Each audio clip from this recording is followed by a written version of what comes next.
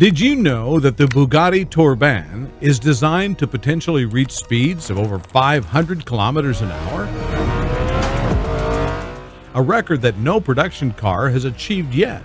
Today, we're diving into the engineering marvels and groundbreaking innovations that make this car a true speed demon. Now, first things first, why the new 1800 horsepower V16 Bugatti is called the Torban. It's because rich people love their fancy watches. Imagine spending what you'd pay for a house on something that just tells time. Although it's tough to understand why anyone would do that. Because if a watch just tells time, a car is just really getting from one place to another, right? Yet the thought of a car with a 1,000 horsepower V16 engine gets a lot of people excited. But what's hiding under the Torban's hood? Let's take a look at the engineering that powers one of the fastest cars on the planet. This Bugatti is a showcase of power with 3 electric motors and a massive V16 engine right at its heart. At the front, there are 2 electric motors that make turning sharp corners easy, and right between the seats, there's a 25 kW battery pack. Behind that, you'll find the main feature, an 8.3-liter engine from Cosworth. Cosworth is known for building great engines, and they've really delivered here. This engine is paired with an 8-speed transmission to keep the ride smooth. The engine alone pumps out 1,000 horsepower and can rev up to 9,500 RPMs, while the electric motors chip in another 800 horsepower. Together, that brings us to 1,800 horsepower. Now, that's seriously fast, like flying on wheels. This Bugatti's top speed is limited to 445 kilometers an hour, but imagine how much faster it could go if it didn't have that speed limiter holding it back. What's really exciting about the Bugatti Torban is its diverse drive modes. Originally, we knew the car would feature 3 electric motors along with the combustion engine, but the game changer here is the placement of the 3rd motor at the back of the 8-speed dual clutch transmission. In hybrid mode, the Torban uses all 3 electric motors and the combustion engine, pushing out a massive 1,800 horsepower with all-wheel drive. But for those who want a more raw driving experience, there's an option to switch off the electric system entirely. This lets the V16 engine, with its 1,000 horsepower, take full control in rear-wheel drive. In cities where you can't use gas engines, the Torban's EV mode is a total game changer. This mode lets the car run quietly on just electric power, giving you about 60 kilometers to drive with a strong 800 horsepower ready to go. And if you're on a longer trip and need more battery, the car has a charge mode. This uses the regular engine to charge up the battery again, so you're always good to go. Now, even though the Torban is super powerful, it's actually lighter than you'd think. It's under 2,000 kilograms, which is even less than the Bugatti Chiron. That's really something, considering it's got a big engine, 3 electric motors, and a large battery pack. The Torban sticks with a naturally aspirated engine, mainly for that awesome engine sound and the quick response it gives drivers, something car lovers really appreciate. Even though these engines aren't the most powerful on their own, the addition of electric motors means the Torban doesn't miss a beat. They went with a V16 engine instead of a W16 because it makes everything run smoother. A W16 could have made the car feel a bit off balance, and that's not what you want when you're going for top performance. One of the coolest things about the Torban is its massive rear diffuser. It's really effective but doesn't slow the car down much. This diffuser stretches almost 2 meters and helps the car stay steady by adding downforce, which is super important for hitting those high speeds. The compact design of the V16 engine made it possible to fit this big diffuser just right, making the car look even better and glide through the air more smoothly. But have you ever thought about what it takes to push the limits of speed? How fast do you think the Torban can really go before hitting its peak? Speaking of top speed, the Torban is officially capped at 445 kilometers an hour, but the speedometer stretches all the way to 550 kilometers an hour. This hints at possible speeds over 500 kilometers an hour, a feat no production car has managed yet. But Bugatti has kept some of the Torban specs under wraps, so we're left piecing together hints and making educated guesses based on what we know about another of their models, the Chiron. Here's what we've gathered. The Torban has a smaller frontal area, weighs less, and is more powerful than the Chiron. It's also shorter. Interestingly, Bugatti hasn't said much about its drag coefficient, leading us to think it might be smaller to or slightly worse than the Chirons, probably because of its stunning but drag-increasing open-air exposed engine at the back.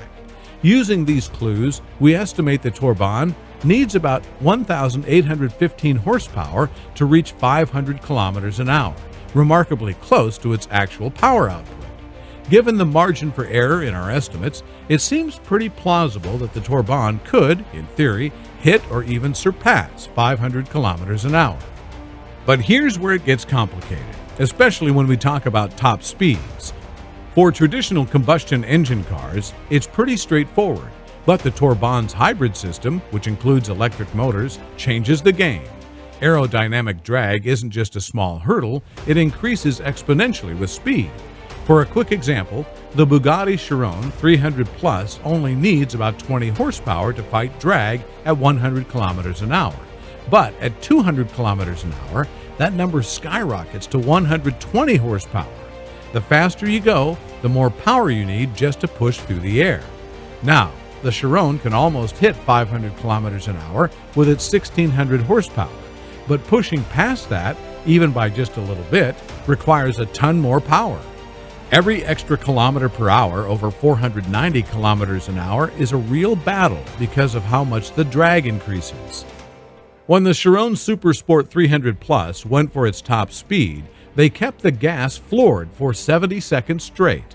The Torban has even more battery at 1,800 horsepower, 1,000 from its engine and 800 from its electric motors. But how long can those electric motors keep up that full 800 horsepower? A combustion engine can keep pumping out power until it runs out of fuel, happy as long as it's kept cool. But with batteries, it's a different story. The size of the battery really matters because it determines how much power it can give out and for how long. When you push an electric vehicle to its limits continuously, the battery power begins to drop off, especially if you're draining it really fast. To put it in perspective, think about how different vehicles use their batteries. For instance, a Tesla Model 3 Performance can push out about 4.6 times the power that its battery capacity holds. The Lucid Air Sapphire can do about 7.6 times, and the Rimac Nevera manages about 11.3 times. But the Bugatti Torban, it's doing something wild. It discharges at 24.2 times its battery capacity. That's way more aggressive than the others. So, do you think the Bugatti Torban has what it takes to break the ultimate speed barrier? Let's strategize around the Torban's capabilities. The Torban can definitely hit some incredible speeds with its 1,000 horsepower combustion engine alone. Calculations suggest it could reach around 400 kilometers an hour or about 250 miles per hour using just the combustion engine. That's already pretty impressive, but then comes the real challenge, pushing from 400 kilometers per hour to the 500 kilometer per hour mark, where aerodynamic drag really starts to ramp up. For comparison, it took the Chiron about 45 seconds to go from 400 to 490 kilometers an hour. Here's the catch. If you're pushing it to 250 miles per hour using just the combustion engine, you'll need a much longer stretch of road because you're not tapping into the electric boost yet. Plus, if you're drawing 600 kilowatts from a 25 kilowatt hour battery, that's going to burn through 40% of the battery's charge every minute.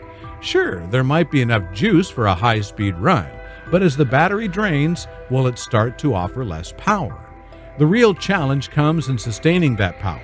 If the Torban's output starts to diminish after just a few seconds at full throttle, reaching 500 kilometers an hour might not be possible without more power or better aerodynamics.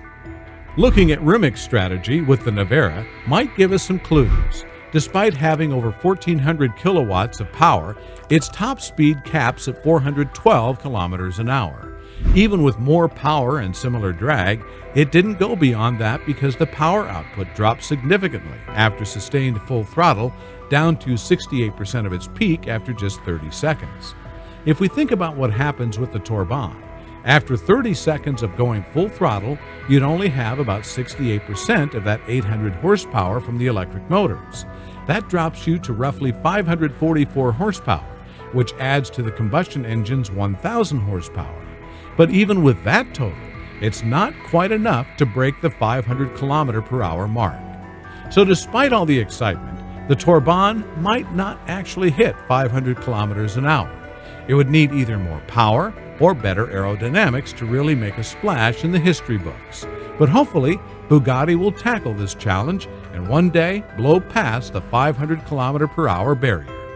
If you enjoyed watching this video, make sure to watch this one as well. Game Changer, Range Rover Sport redefines luxury forever.